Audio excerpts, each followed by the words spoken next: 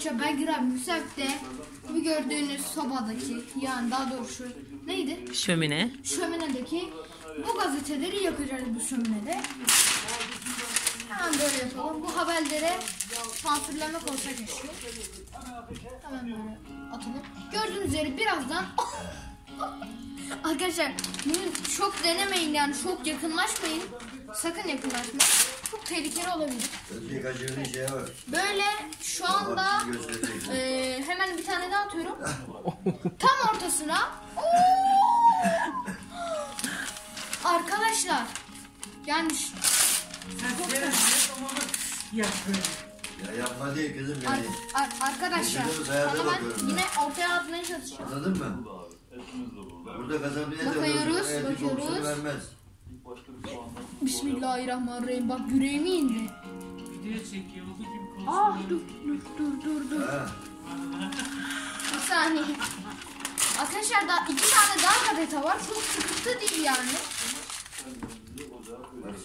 Çok kenara attım ama bir şey olmaz. Oradan da yanacaktır. O yani şu anda annem bir şurama dokunsana.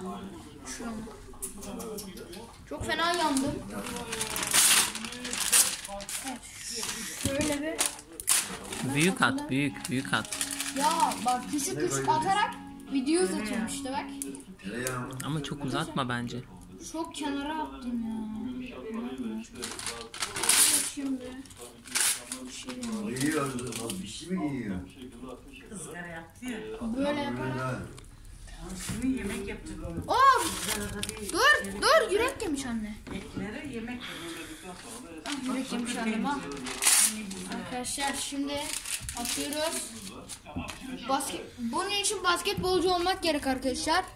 Mesela LeBron James mesela bunu çok iyi yapar. Kapatalım artık ha. Biraz duralım arkadaşlar. Hemen böyle bir tane daha atalım. Evet, her zaman gibi benim mutlu. Arkadaşlar atalım mı? İray biraz büyük, saçmalama bu kadar. At. Yan. Aga yanmıyor. Sakandayız.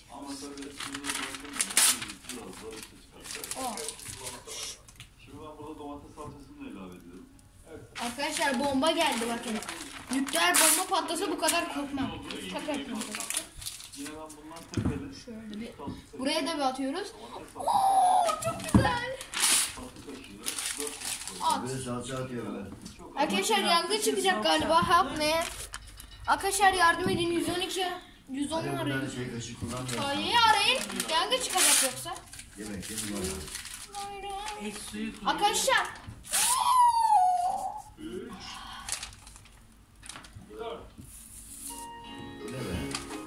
Artık yanarsa ya. Hop. Yemek ne yemek? Osmanlı yemeği bize.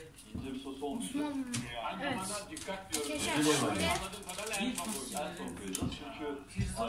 Sık yine yanmıyor. Arkadaşlar var ya bunu yapmak gerek. Hop. Tam ortasına.